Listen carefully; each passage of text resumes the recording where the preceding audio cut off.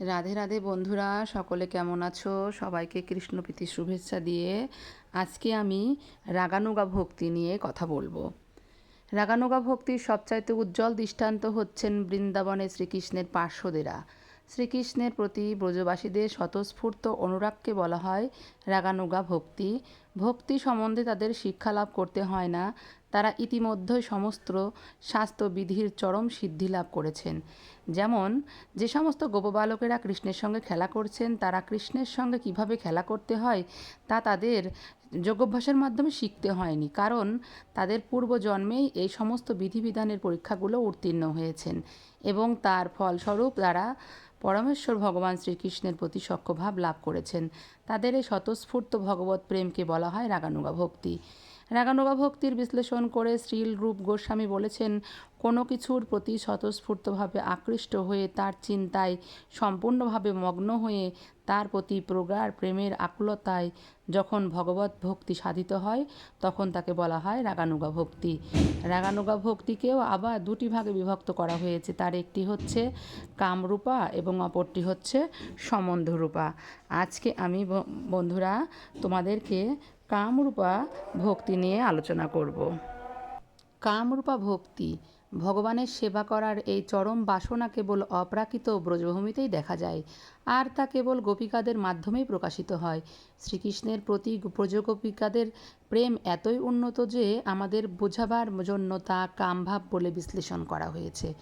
শ্রী চৈতন্য চরিতামৃতের প্রণেতা শ্রীল কৃষ্ণদাস কবিরাজ সাধারণ কামভাব ও শ্রীকৃষ্ণের সেবা করার এই ঐকান্তিক বাসনার পার্থক্য বিশ্লেষণ করে বলেছেন, আত্মেন্দ্রিয় প্রীতিবাঞ্ছা তারে বলি কাম, কৃষ্ণেন্দ্রিয় প্রীতি ইচ্ছা ধরে নাম প্রেম।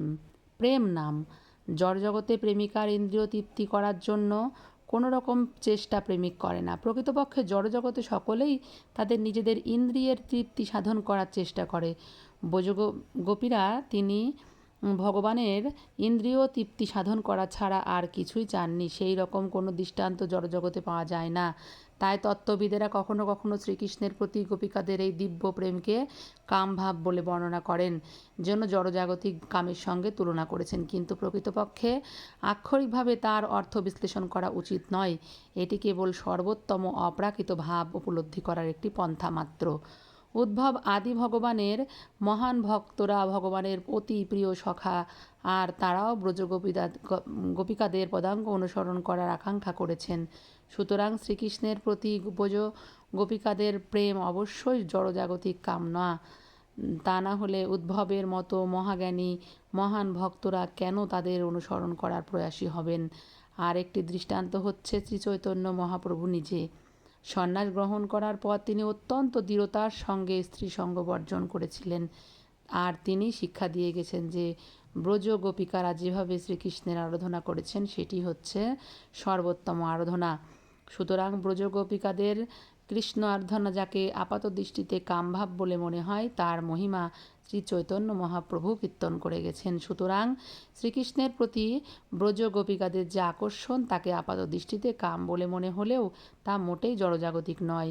পূর্ণরূপে চিন্ময় স্তরে অধিষ্ঠিত না হওয়া পর্যন্ত শ্রীকৃষ্ণের সঙ্গে ব্রজগোপিকাদের সম্পর্ক উপলব্ধি করা অত্যন্ত কঠিন, কিন্তু তাদের এই ভাব সাধারণ যুবক যুবতীর প্রেমের মতো মনে হলে হয় বলে অনেক সময় সেটিকে জগৎজাগতিক কাম বলে ভুল হতে পারে। দুর্ভাগ্যবশত যে সমস্ত মানুষ শ্রীকৃষ্ণের সঙ্গে ব্রজগোপিকাদের প্রেমের উপলব্ধি করতে পারে না, তারা মনে করে ব্রজগোপিকাদের সঙ্গে শ্রীকৃষ্ণের এই ভাব বিনিময় সাধারণ জড় সম্পর্ক, এবং তাই তারা কখনো কখনো সেই বিষয় নিয়ে আধুনিক পন্থার নানা রকম উচ্ছৃঙ্খলতার চিত্র অঙ্কন করেন।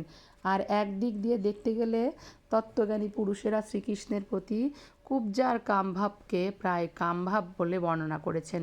কুব্জা ছিলেন এক অতি কুৎসিত বিকৃত দেহী স্ত্রীলোক, এবং তিনিও শ্রীকৃষ্ণের প্রতি গভীর প্রেম অনুভব করেছিলেন। শ্রীকৃষ্ণের প্রতি তার এই প্রেম দিব্য হলেও তা প্রায় জড়জাগতিক কামের মতো ছিল, এবং তাই তার প্রেমকে ব্রজ গোপিকাদের প্রেমের সঙ্গে তুলনা করা চলে না। শ্রীকৃষ্ণের প্রতি তার এই অনুরাগকে বলা হয় কাম ও প্রায়, অথবা প্রায় শ্রীকৃষ্ণের প্রতি গোপিকাদের প্রেমের মতো। কামভাগ যদিও ইন্দ্রিয় তৃপ্তি সাধনের জন্য, কিন্তু কৃষ্ণের জন্য যে প্রীতি সেটা কখনোই জড়জাগতিক কাম নয়, সেটা হচ্ছে প্রেম।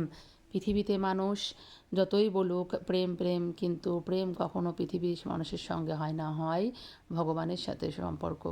তাই হে ভক্তরা, সবাই তোমরা নিজেদের জায়গায় থেকে অবস্থান নিয়ে আমার রাধা গোবিন্দের চরণে নিত্য সেবাদাসী হয়ে নিজের প্রেমটাকে উজাড় করে দাও। একটি জনম ভগবানের চরণে উৎসর্গ করে দাও। একটি জনমই হবে তোমার সকল জনমের শ্রেষ্ঠ জনম। কারণ এই জন্ম মৃত্যুর চক্র থেকে যদি মুক্ত হতে চাও, তাহলে তোমাদের অবশ্যই একটি জনম ভগবানের চরণে তোমাকে দিতেই হবে। তা না হলে বারবার কর্মফলের কারণে এই জড়জগতে আসতে হবে এবং কর্মফলের বন্ধনে আমরা আবার জড়িয়ে পড়ব এবং আবার আমরা কোনো না কোনো রূপ নিয়ে পৃথিবীতে আসব। এইভাবে 84 লক্ষ বার আমাদের জন্ম মৃত্যু চক্রে আমরা ঘুরতেই থাকব। আবার কখন কবে ভগবানের কৃপায় মনুষ্য জন্ম লাভ করব, তখন যদি ভক্তি করার মতো অবস্থা থাকে, পরিবেশ থাকে, তবেই ভক্তি করতে পারবো।